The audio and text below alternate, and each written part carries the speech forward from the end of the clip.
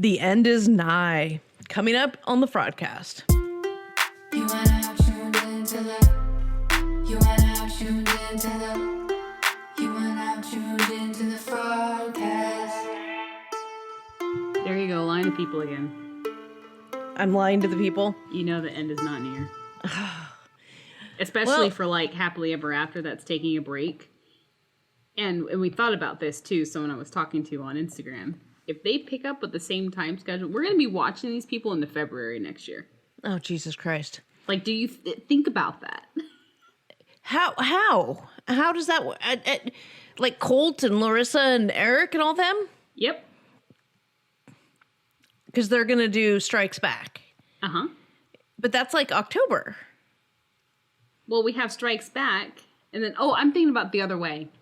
See? I'm fried. They're, okay. Oh, The Other are they Way's going to taking do a break, right? And then they're going to come back for the second part, unless they're going to do like a compacted last season. And you know they're going to come back for The Other Way Strikes Back, because that just rolls off the tongue. So we're going to be watching these people in next fall. Yeah, it's a lot. It's a lot, you guys. It is a lot of show. Hello. Welcome to the Fraudcast. We are very happy you can join us today. For those of you guys who are tuning in for the first time, we are a spoiler and analysis show focused on the 90-Day Fiance multiverse. This means that we spill the tea on all the fraud, when there is fraud, and debate opinions about what's really going on. All sides are looked at and no stone is left unturned. If you enjoy the show, please subscribe so you don't miss an episode drop, and please consider leaving us a 5-star rating and review wherever you get your podcasts. These reviews really help our show grow. So, the fraud has been low. There's been not a lot happening in the 90-Day multiverse right now. But we are very excited to bring to you today. We are going to bring you an interview with Ashley Smith of Ashley and Jay. And she is going to talk about her recent split with Jay, what it was like filming, all kinds of fun stuff. I think it's been a while since we've had, I want to say a cast interview, but like once their contract's done, they can hop on over and discuss things with you. Right. We can't kill them while they're hot, but once they're free from their shackles of a contract, then they can come talk. Right. And just hang out. Yeah. So that was actually a lot of fun, sitting down with her. And so, yeah, I hope you guys enjoy that. But for now, the big thing in the 90-Day multiverse was Larissa being detained by ICE this weekend. So we will take you inside the episode.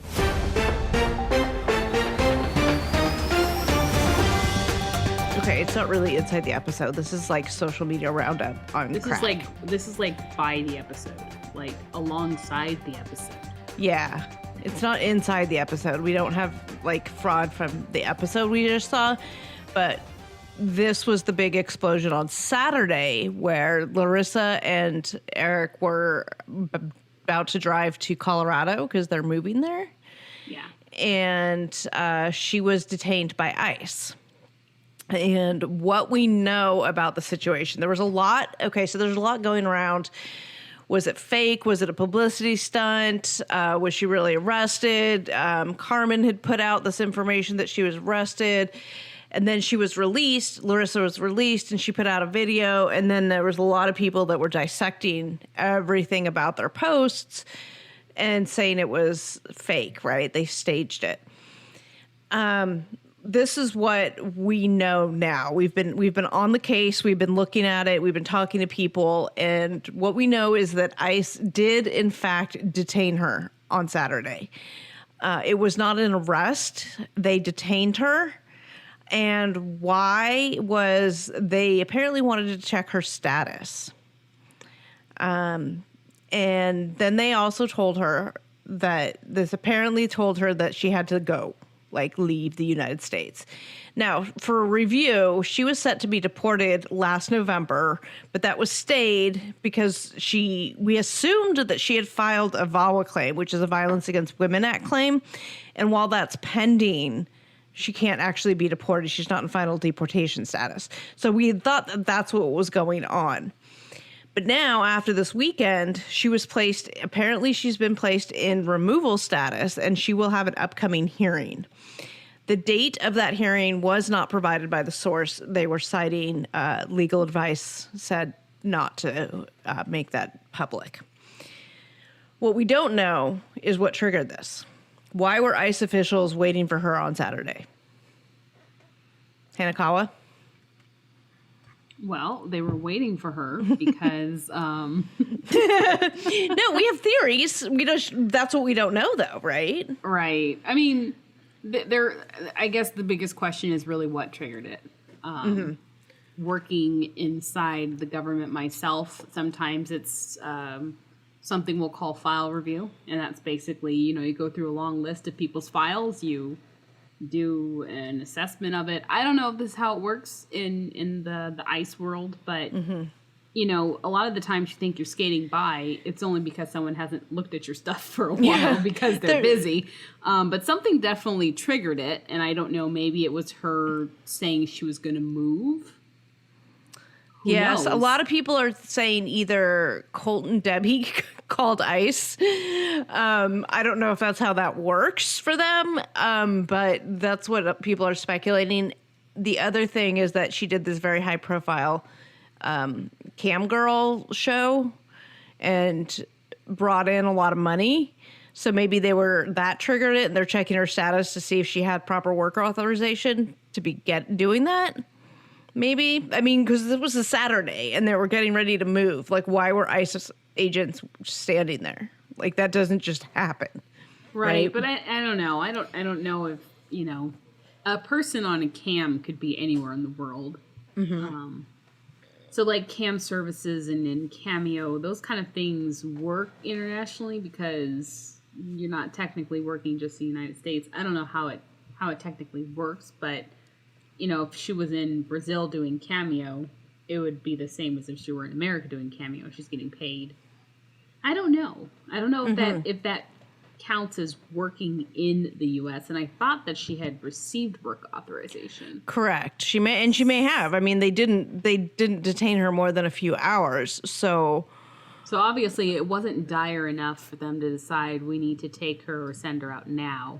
But they did change her status, which could be part of the process of a claim. If she did it, we can only speculate that she did a Violence Against Women Act claim.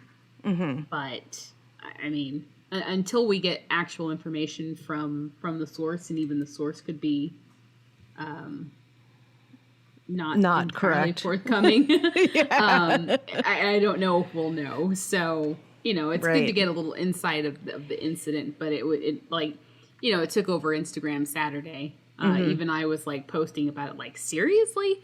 And then she put out her message like not even an hour later, and so that was it, but now a lot of people are just now her status and possible deportation is back on the top of everyone's list of talking about because of this incident. And then wondering what triggered it. Was it an anonymous call from Debbie? Was it Eric being crazy? What was it? Right. Yeah, we don't know. And I don't know if it's something we're ever going to know, but because, ICE officials certainly aren't going to come on the show and tell us. We can only speculate at this point. No? I thought you had some connections there. No, I don't have any. No, I think Agent C might have had some ICE connections, but maybe we'll have to see, right? Right. So, we'll see what happens with this, and we don't know when this hearing is. We don't know if it's in a couple weeks or a couple months. We have no idea. So we'll keep you posted as we get more information. I guess that's all we can do. Other than that, there really wasn't a lot of other stuff happening. There wasn't fraud in the show that we could tell. I mean, other than the standard, this Moldovan wedding, which is the entire thing is staged. But it's a nice looking wedding, though. I want to know, like, how much of that they actually had to pay for. Yeah, and how much it was, because I mean, It looked like it was just a really nice hall that was like nice on its own, and they had entertainment come in. But I mean, from being an event planner myself, you can find cheap entertainment, especially if you say you're going to be on TV. Right. And my understanding was that TLC paid for a lot of this because, they wanted it for the show. They wanted this whole Moldova trip for the show, and they paid for a lot of it. I don't know how much of the wedding itself they paid for, but I also know, Family Libby was trying to use this wedding and everything to try to get a spin-off show like the Family Chantel. It has not worked thus far. They did get another season, but not a show to themselves. So I don't know. The cost could have been split. I need to see if my source has any information on that. Yeah, definitely. I want to know if they actually were fighting or if they just had fun, because fighting at a second wedding is kind of like, it's pointless. They're already married. Like when you get on the plane and go home, they're married. Like you're going to have to get along with them at some point, and like getting drunk and wanting to, he tells them, hey, Moldova is corrupt. And he's like, okay, well, I'm going to go pick a fight with you outside in the dark. Like, you don't understand, dude. I'm telling you, Moldova's corrupt, and I'll make you disappear. I'd be like, oh, he ran away. I have no clue where he went. I have never wanted to punch Baby Chuck so much in my entire, life of watching him on the TV. When he was drunk and being an asshole, like, I just wanted to punch him through the TV. I just turned the TV off. That's my solution. Disconnect. I'm done. Well, let's go to Katrina's court. So, oh my God. Okay, so David and Lana again. All right. Watching B90 Strikes Back, we will rewatch the scenes of him with Lana. And like after he met Lana and they're going to dinner and they're bowling and all this stuff. And this completely triggered me. And I don't recall it triggering me this badly the first time I watched it, but it did this time. And it's this, he's trying to force affection from Lana. And she clearly doesn't want to give it for whatever reason. She either doesn't like him, she's shy on camera, whatever. It doesn't matter. He does this stupid bet thing with the bowling, and if he gets a strike, he gets a kiss from her. And it's so, like, creepy, and she clearly doesn't want to have that affection and kiss him, and he's forcing it. And then at dinner, he's, like, plying her with alcohol, and it triggered me because it reminded me of these creepy dudes I've been on dates with who do this. And it's like, if I want to hug you, I'll hug you. If I want to kiss you, I'll kiss you. Do not force it on me. It's never okay to force that kind of contact or affection or kisses on anything, anyone, anytime. Never okay. You can ask, can I kiss you? And if she says yes or no, like she clearly was giving off all these signs that she didn't want anything to do with that kind of physical affection.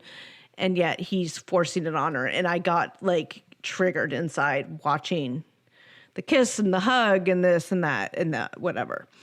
So I sentence you to 7 more trips to Ukraine, where the only thing you see is the inside of your hotel room, and the only woman you interact with is the woman at the restaurant who collects your dead flowers. I don't know if there would be much complaints about that, though. They'll have company. They'll have an accent. 2 things off the checklist. Oh, yeah. I'm sorry. It was so bad. So bad. Do we have a social media roundup this week? We don't. Yeah. All social media roundup was about Larissa getting round up by ICE. You've been filled in. There you go. That's what happened. Oh, and Ashley started an OnlyFans, but she will not have any nudes. Right. We'll talk about that later.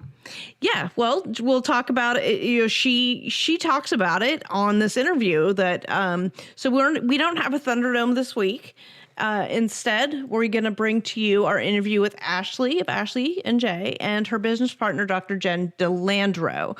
And so we get to hear Ashley's take on a lot of 90 Day stuff and her recent breakup with Jay. And then Ashley and Jen talk a little bit about their lip gloss line that they just launched. Ashley, thank you so much for joining us. Yeah, of course. Okay, we have to talk about the elephant in the room. You just announced on Instagram that you and Jay had split up again. What do you want to say about that? I mean, yeah, basically there's not like, I know before we were like the messiest, trashiest, like slinging fury on each other across Instagram, which obviously this is quite different this time.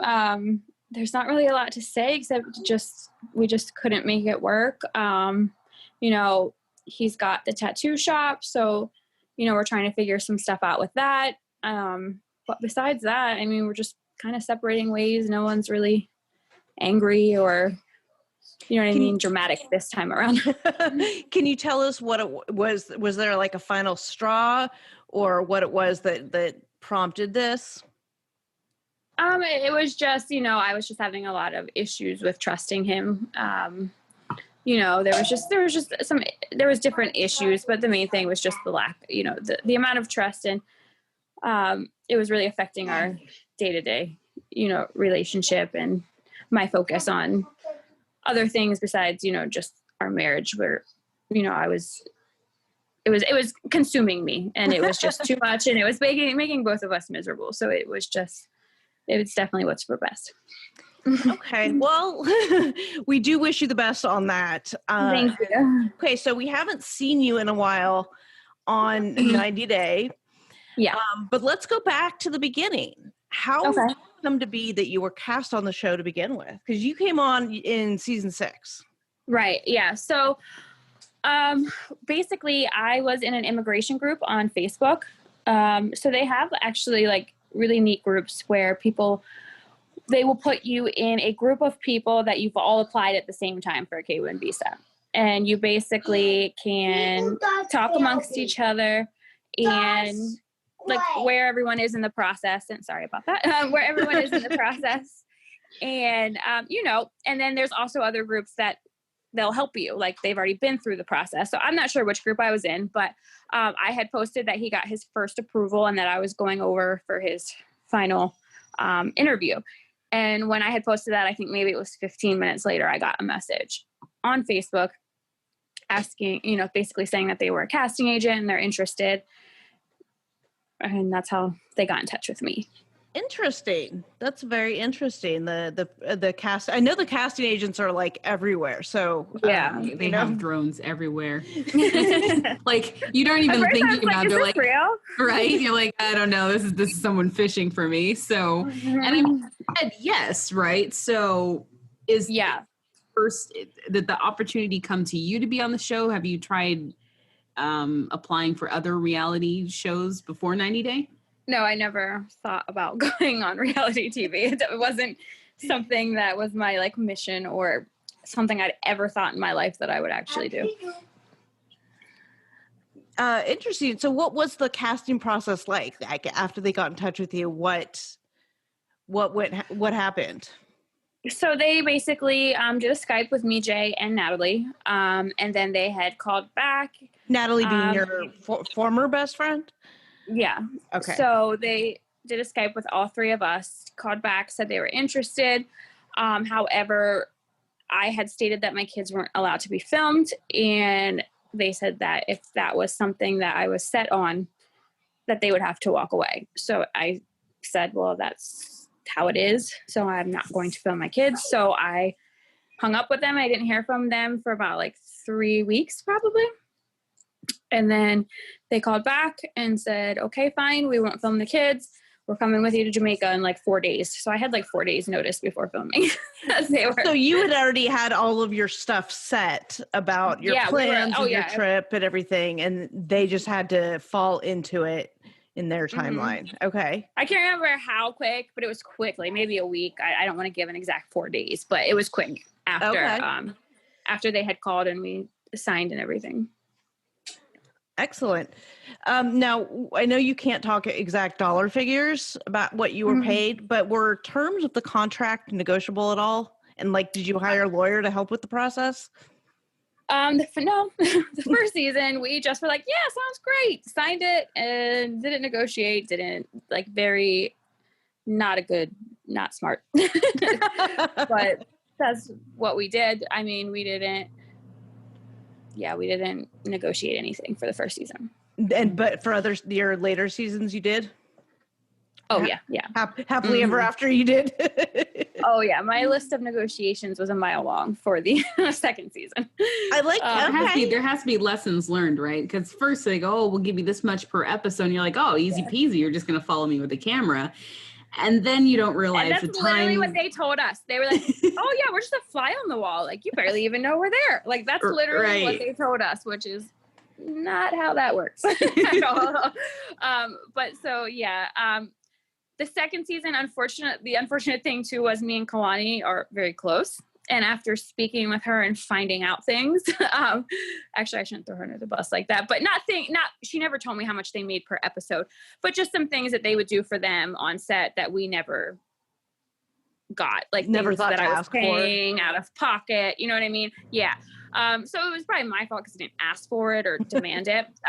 But the second season, I definitely knew that there was things that they were willing to do from talking to Kalani. So Right. And it probably depends on production too, because if I'm right, there's a different production team for each couple. Correct. So one production person may be a little more lenient or open to, I don't know, pay or help or assist than another one is. So yeah. Yep. So, definitely negotiated the second, but not the first. No. Are you at liberty to share any of those things? Is there anything fun or weird? Oh, I was just like, I need hair and makeup. I need money for wardrobe because, we're not allowed to wear like anything with logos. And basically when you wear an outfit, they want you not to wear it again, because if you have to go back and reshoot something, that outfit has to be like, God forbid you'd wear it and spill something on it. It's basically taken out of your like wardrobe rotation. So okay. Yeah. Now, is it true that they kidnap your interview clothing? Yes. Yeah. I've heard that like somewhere, and they're like, yeah, they take it so that I'm they the can reason reshoot why it. they kidnap your clothing because I thought they took it and I took it, and like, I'll be honest, like I have a pile of laundry at that time in my basement, and I like didn't know it was down there, and we could not find. So if you actually pay attention on the first season, that yellow mustard, or no, it was the second season. It was yellow. No, that was the same one. It was, it was both of them. I can't remember, but you'll notice like in some interviews they are slightly different if you look really close. And that's because that was my bad. So yeah, I'm probably the reason, definitely not why they get kidnapped, but that and the jewelry too. Like I lost it all. So if like you'll notice the necklace is different and everything, but oops. All the inconsistencies, because they sit you down and they film those interviews over like a 14-hour day or something ridiculous like that, right? Yeah, it's a long day. And then supplement later if they need to. Right. Yeah. With the interview clothes and jewelry that Ashley apparently lost. So I love that.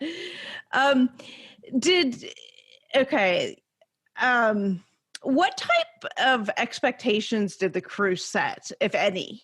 And then how close to what they said would actually happen? Like they said, oh, we'll be a fly on the wall. And then how close to that was it? I'll be honest, the first season, they pretty much were a fly on the wall. They definitely know how to like hype you up and get your emotions rolling, especially when like the Tinder incident happened.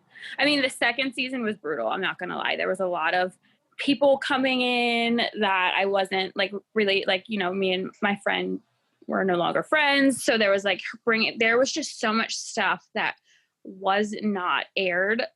And I just can't wrap my head around why, because if they want crazy TV, but they definitely have people come in and try to ruin things, and you know what I mean? But as for set things up and yes, but as for saying that they hand us a script and tell us that never happened. I was never, the only time I was ever handed something and asked to say it was like in the beginning of the show, it'll be like previously on 90 Day, like they'll have the cast say that stuff. That's the only time I ever read anything off of an actual script. Now they'll guide you during the interviews, but that's because they're asking you.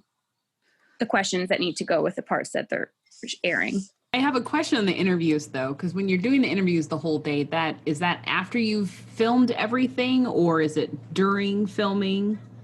No, they do interviews like 3 times throughout the season. So you'll like, you know, because now my second season, we only filmed for 2 months because of how crazy it ended. They didn't really have anything to film. But the first season we filmed for 9 months. Oh, wow. The first season. Yeah, it was very long. So like they filmed 3 different times during that time because, you know, you forget too. Like, I know that sounds like in 10 months you forgot, but yeah, you definitely forget like little things. Like they would bring something up in the interview and I was like, oh, I forgot I did that, or I forgot I said that. You're like, why'd you bring it back up to me? Yeah. So, you know, they try to do the interviews throughout so that you're not like, wait, I can't even remember like saying or doing that or whatever. Did you have input as far as what was used on the show? You're saying they left out a ton of stuff, but you have absolutely zero. And we also don't even know till the world sees the show. We see the show when you guys see the show. So we have no clue what they air or anything, but no, we have no say. I was told I had say. And then they totally went against. Like the first season, I was not bartending. I was not bartending at all. I talked to my old boss and they basically told me I refused to film me bartending because I knew what they were the angle that they were trying to go with me. So we filmed at the dental office where I was working. And then they came back at the end of the season and said, we really need to film you as a bartender. And I said, no, because you're not going to show that like I have a college education and that I work at this dental office. You're going to show me as this dumb ditzy bartender. Like I knew.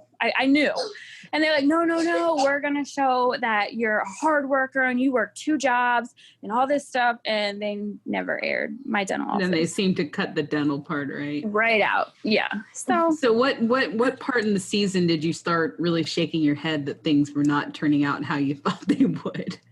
Probably like the 3rd episode and I started to realize, yeah.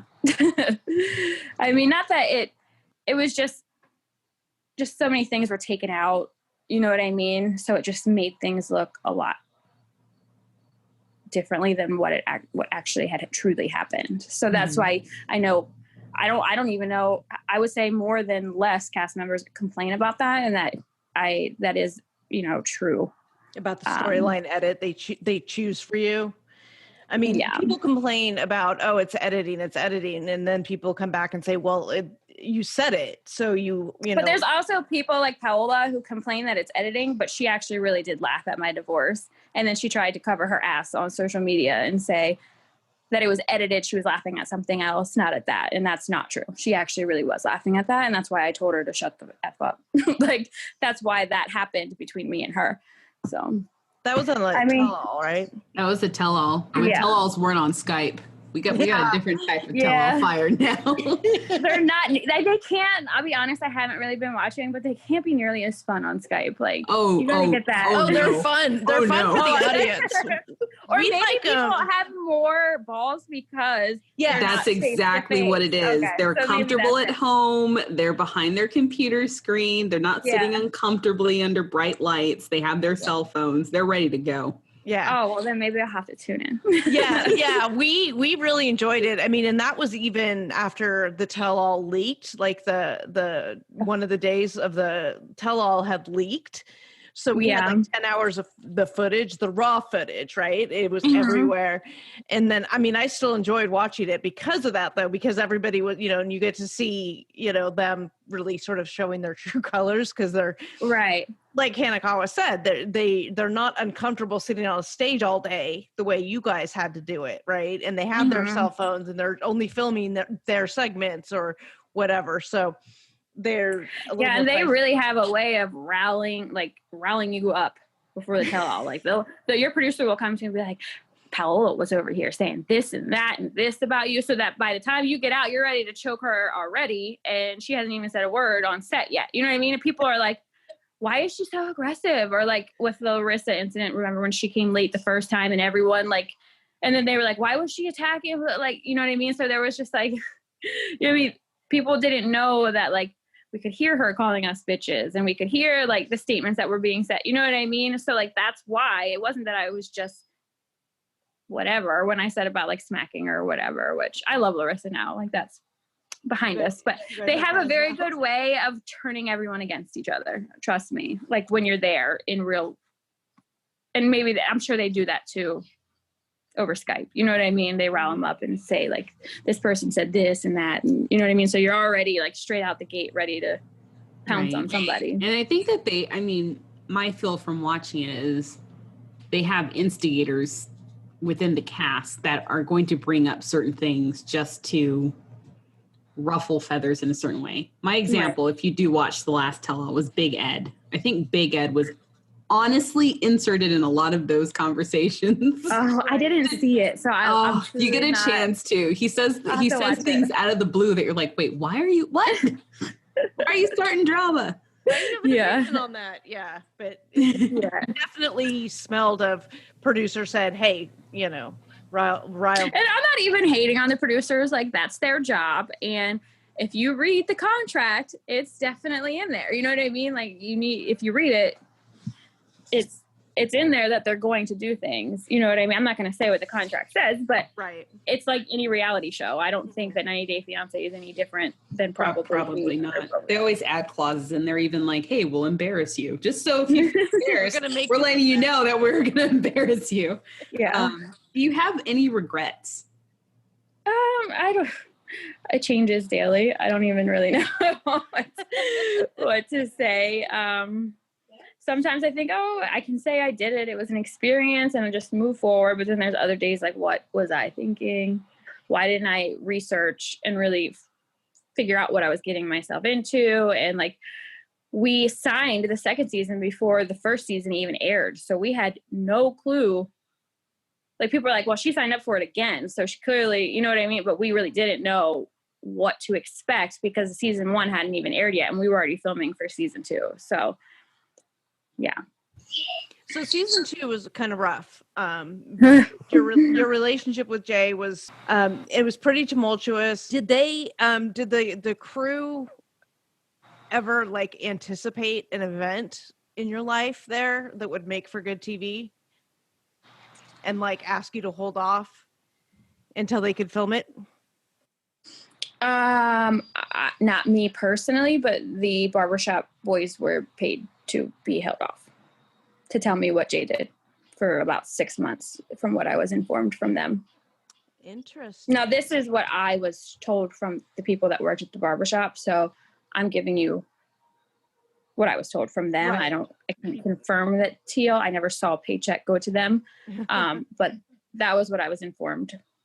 And that's why I lashed out at TLC the way that I did, because I just felt like it was like, something that it should have that should have been addressed. You know what I mean? So how invasive was being on the show in terms of the cameras? You said the first season they really were kind of the fly on the wall, but the second season, were they like all up in your face, all up in your? I mean, like how invasive was that? I don't know, because honestly, like my crew, I'm thankful for them, because when I was going through that, I almost looked at them like family, because they were very supportive. They did their job, which they had to do, and I understood that. So I don't have any, like, they're very invasive, you know what I mean? But the day after Jay cheated, I was not, like, I found out for 3 days, I took my doorbell thing off my wall, because they did come to try to film.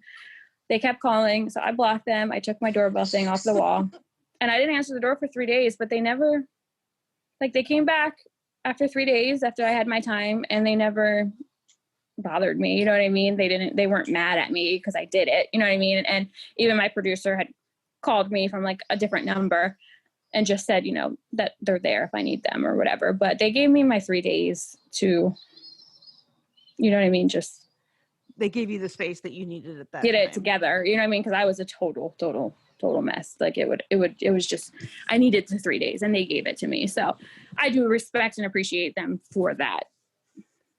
That's good. Okay. Because it cost them a lot of money to be here. You know what I mean? To have all that crew and stuff here. And there was nothing. They weren't getting filmed from you. Yeah. How receptive were they to ideas that you might have had to film? I mean, they would just be like, I don't really know, because they pretty much, like, the first season, they just asked me, like, what's going on? Okay, well, I'm having a bridal shower here. I'm having a bachelorette party here. And we just kind of did it. You know what I mean? The second season, they were more like, this is where we're going to go film today. And this is what you're going to talk about and what's going to happen.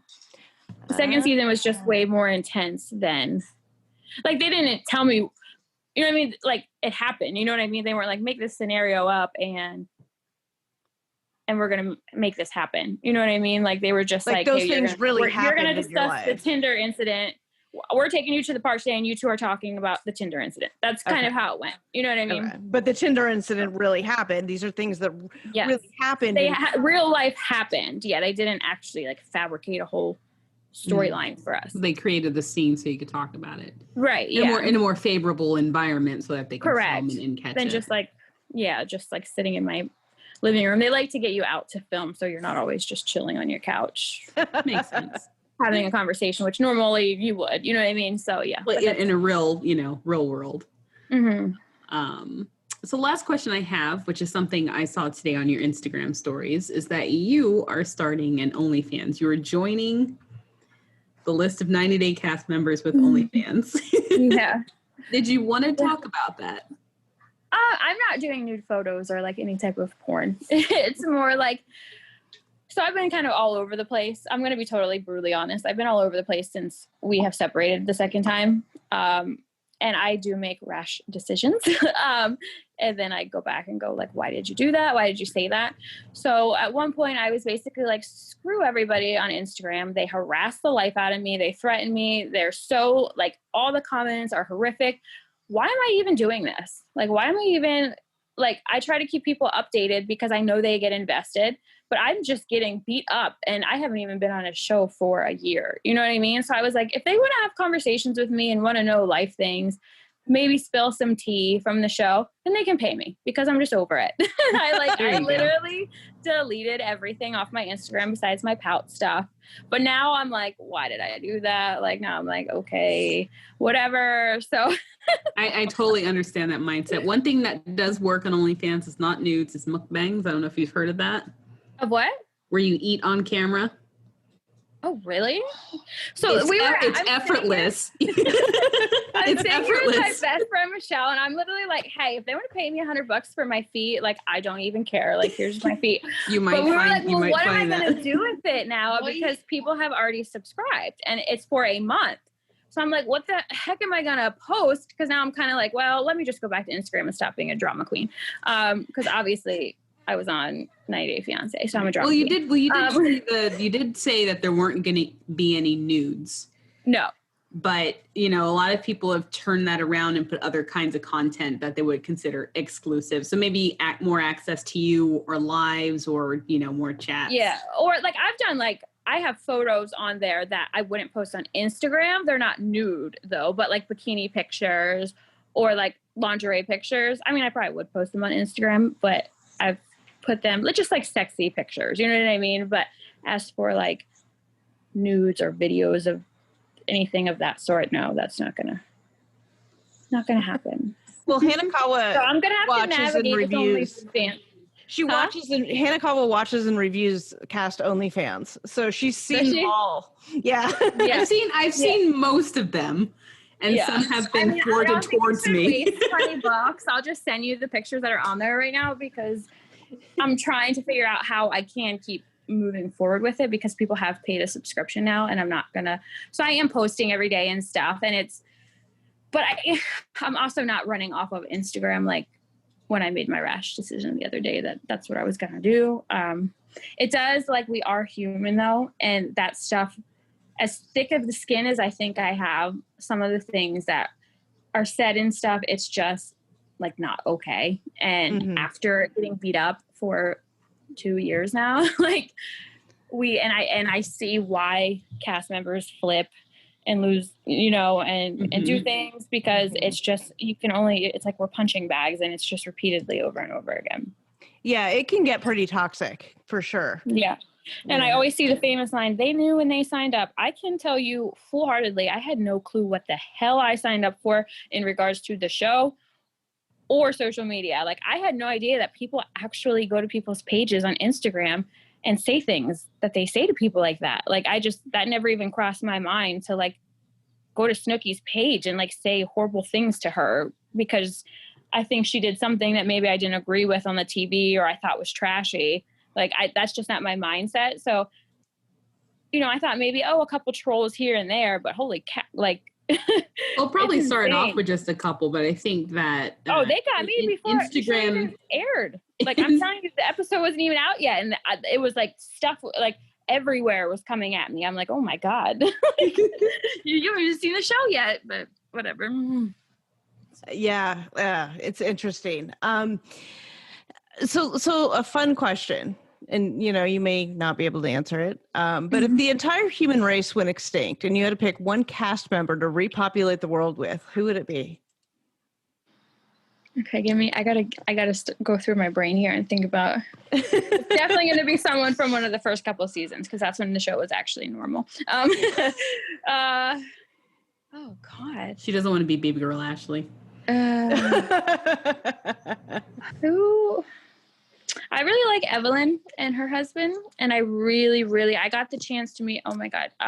They were from season 2. They just had a baby, right? Okay. Evelyn. She's like the singer. She was on American Idol, and yeah, Apples, Evelyn. Yeah, and then also, God, I went out to dinner with them in Vegas, and I'm drawing a blank. We had a shoot. Actually, it was LA or Vegas. We were on a photo shoot and it was me, Larissa, and Colt, and it's Curium. I don't want to say her name. Oh, yeah. And I forget her husband's name. Yeah, but they are, I love them. They're so sweet. They're so nice. Like, definitely one of those two couples. Okay, excellent. All right, fuck, marry, kill. This season of Happily Ever After, Colt, Paul, and Michael. Fuck, marry, kill. Do I have to label each one? Yeah. Who would you fuck? Who would you marry? Who would you kill of those 3? Well, I would be celibate. I know that wasn't an option, but unfortunately that would just be it. It's your answer. I say it was Colt, who and who? Colt, Paul, and Michael. If I had to marry one of them, it would be Michael because, I mean, let's be honest. I think that would be everyone's answer. No hate to Colt or Paul, but if I was in a relationship or just, I don't even know how to answer the kill question. Like that's hard. Like, I don't want to kill anybody, but if I was in a relationship with one of the 3 of them, who do I think I would kill first? Probably Paul. Okay. From the other way, Submit, Tim, also known as Cheese Stick, and Jihoon. Who would you fuck? Who would you marry? And who would you kill? Wait, who's Tim?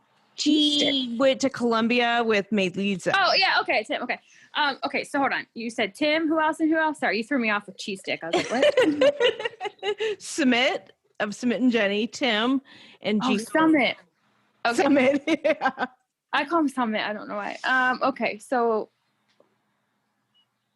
I love Tim, so I'd have to marry Tim. Hard. I don't know. Submit, Jihoon, I guess.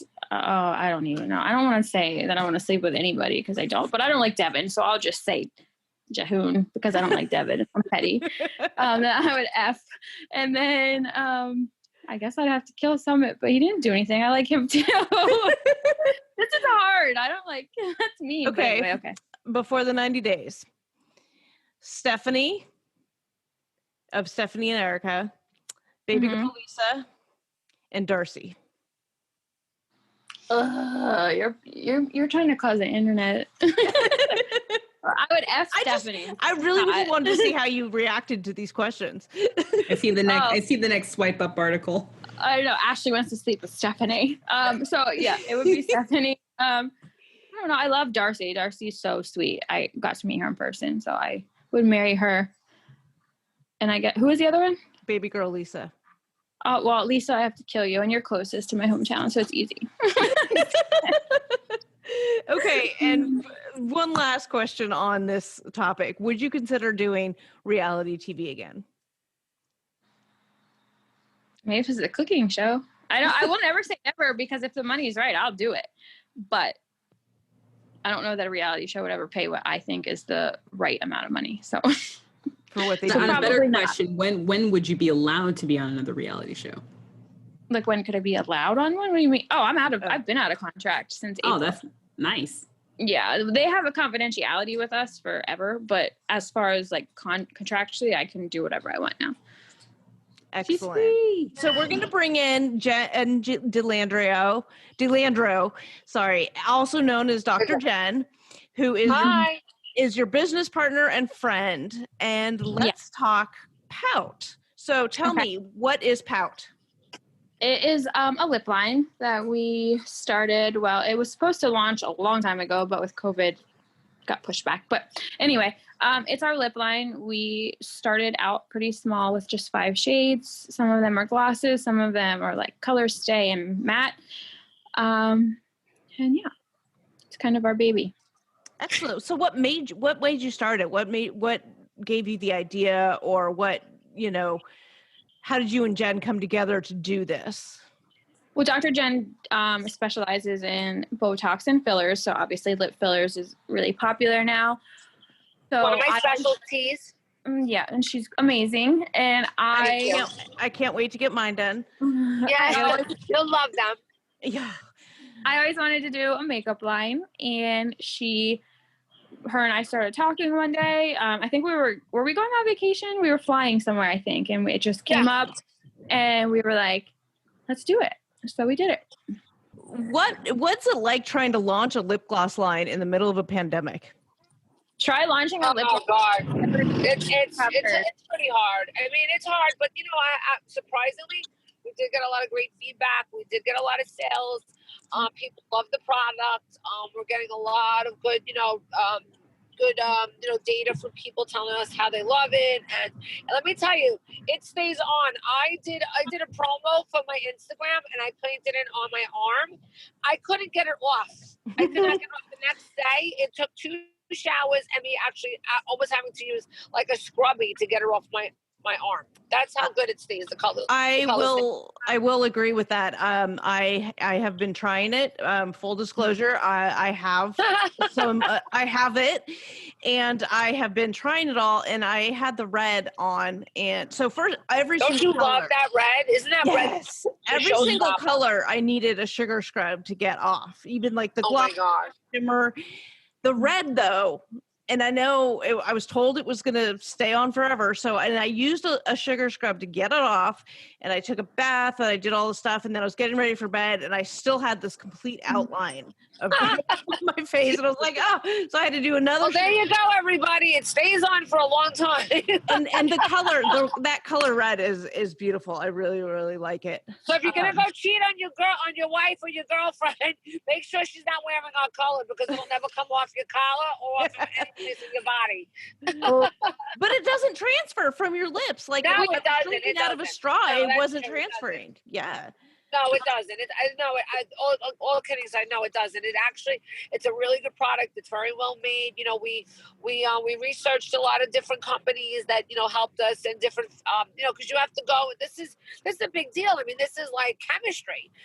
This is mixing. This is putting it in bottles. You have to have the certain consistency in the bottles. If you overfill a bottle, which we learned, if it's overfilled, the product, the lipstick bottles kind of explode.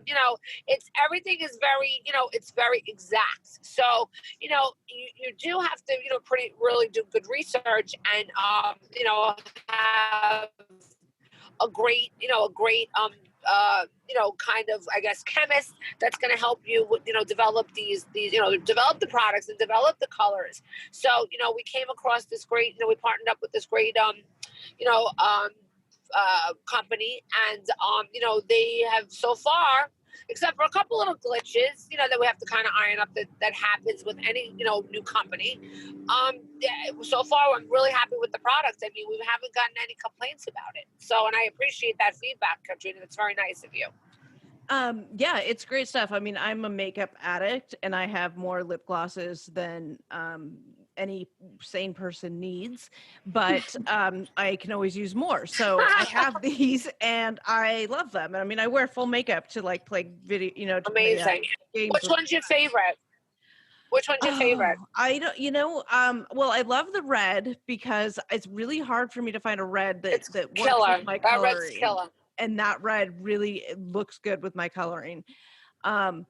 I really like the glosses because Roxy, the color Roxy is like a really fun color everyday gloss. Like it gives you a color, but it's not overpowering and it stays on. So it's a good like everyday gloss. But the other gloss is also really good. And it's a little bit like the color's a little bit different. So I love those. The Dolce.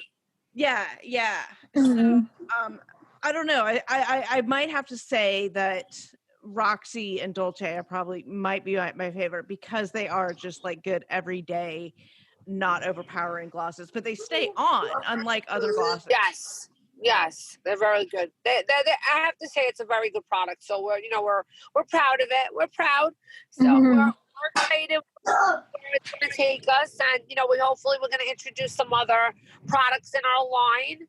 We hope to do, shadows and maybe develop like a really cool mascara or something, something maybe that not everybody goes to. I mean, let's face it, everybody starts out with lipstick, but, there's other types of makeup that sometimes, that people don't use to make in their lipstick lines. It's not as popular as something else. So we'd like to go do something down that avenue to do something, make it more popular maybe. Something different and set ourselves apart from everybody else. Awesome. So you said you started small, you just have the 5 colors and stuff. Do you have plans to expand the color base for like, more, skin types and skin colors and things like that? I mean, obviously you have to start small, but we had like a fall collection ready to be launched because the colors that you have was actually supposed to be launched in the spring. Okay.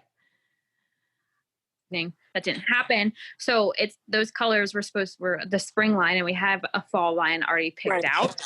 So we're just kind of seeing how this one goes and then deciding when or if we need to change the shades because obviously we're in fall now. So yeah.